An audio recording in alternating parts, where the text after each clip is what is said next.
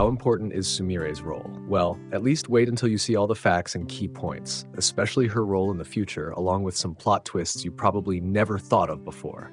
But before that, I'm Nim without the E. Please help me fix the algorithm by liking this video. Thank you guys. So yeah, I don't think I need to fully explain who Sumire is because I'm sure all of you already know her background, right? But before I dive into some points about her role going forward, I have a related topic that's still very interesting. And maybe this will spark some debate for those who disagree. But I want to underline this. I'm not taking sides or saying that every character I discuss, especially Sumire, or those who have close bonds either as friends or love interests, is something negative. First of all, Sumire is often linked to Hinata, and Sarada too, though I'm not exactly sure about that. But one thing is certain, I'm really amazed by Ikemoto's ability to merge the traits and personalities of her predecessors, Sakura and Hinata, into a single character named Sumire. I mean, just look at her personality. With her shy, quiet, and calm nature, many people say that Sumire resembles Hinata, but in reality, Sumire's personality is actually a complete blend of both Hinata and Sakura. And do you know why I can say that Sumire is a mixture of Sakura and Hinata's personalities?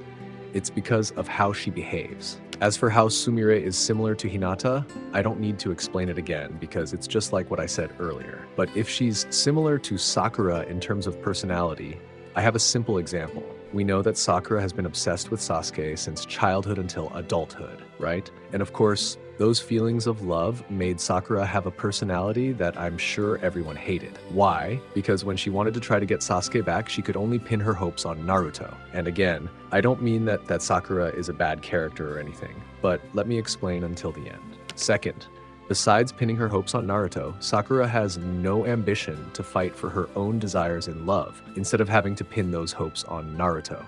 Then you might be confused about what this has to do with Sumire, right? This is the point.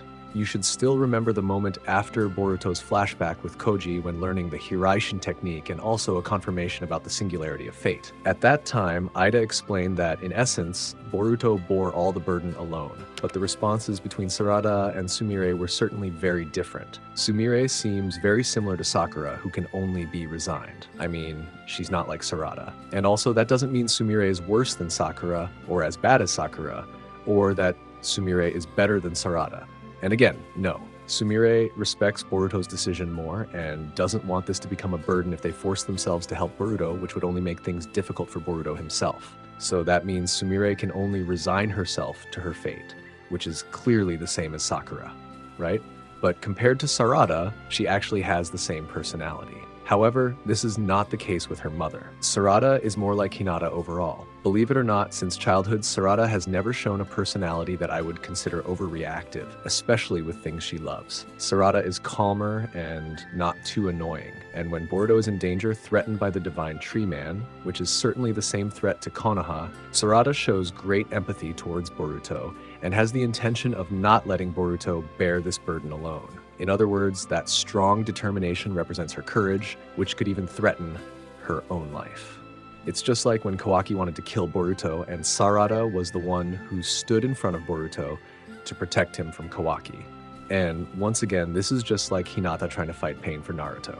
But in the end, I'm not concluding that Sarada is better or worse. I'm just trying to find similarities and differences in how Ikemoto made Sakura and Hinata's personalities pass on to Sarada and Sumire. Yep. That's it. But if you guys have other perspectives, let's chat in the comments. So yeah, still talking about Sumire. At least up to chapter 25, there are several points that I think are very important for her role in the future. First, she will become a whistleblower. I'm not sure what words would best represent this, but at the very least, Sumire, who has been Amado's personal assistant so far, has a very important role in uncovering secrets that may never have been revealed, especially since Amado's current mission is to create a new Otsutsuki from his daughter's clone. And that means, even though we can't guess for sure whether she will be on Konoha's side, Amado, or even Boruto, Sumire's role is very important because her current position is right in the middle of the conflict between each character, right? Especially, even though up to the time skip we have never seen how Sumire fights, the fact is that her combat ability before the time skip was not something that could be underestimated. This means if she has ambition or something that fuels her desire not to lose out to Sarada, Sumire could become a character with a plot twist of having strength you would never have imagined. Because you also need to remember, there is a scene in chapter 24 where Sumire is shocked upon seeing how Sarada awakened her power. That reaction is something worth considering and questioning. I mean, does she have another plan? Who knows, right?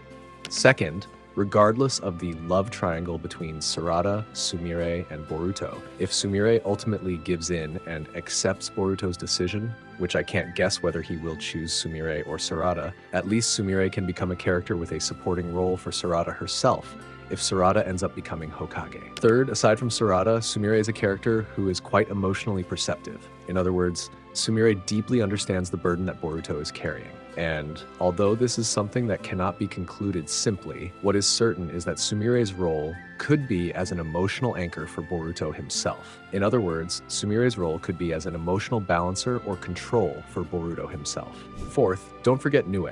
In fact, Nue is a creature created as a result of an experiment using a forbidden jutsu from the Danzo clan. Fighting ability and dimension are the absolute abilities of the monster itself. This means that Sumire's role in having Nue can be a support for Boruto himself. There are even several moments involving Nue that can trigger Jougan to activate. If you look at the early episodes of Boruto Next Generations, there is a moment where Jougan activates on its own and spontaneously detects the monster's chakra flow. Although this is considered coincidence, no one can guarantee that Nue will not play an important role for Boruto in the end. Right? I know that this may not be acceptable to Sumire fans, but for some reason, with Sumire currently under Amado's control, I thought that there was a possibility that she was being used as an experimental test subject without Sumire herself knowing it. And remember, Amado is a cunning person. He will do anything for his personal ambitions, because if even Jigen could be betrayed, then Sumire all the more. And like I just said, Amado will do whatever it takes to get what he wants, even if the only way is through betrayal. But maybe as a definite consideration, if Sumire is more cautious and of course has a calm and thoughtful nature, then this possibility should only be considered an excessive speculation. But what do you guys think? And yes, perhaps from various analyses and speculations, maybe only those 5 are what I think Sumire's role will be in the future.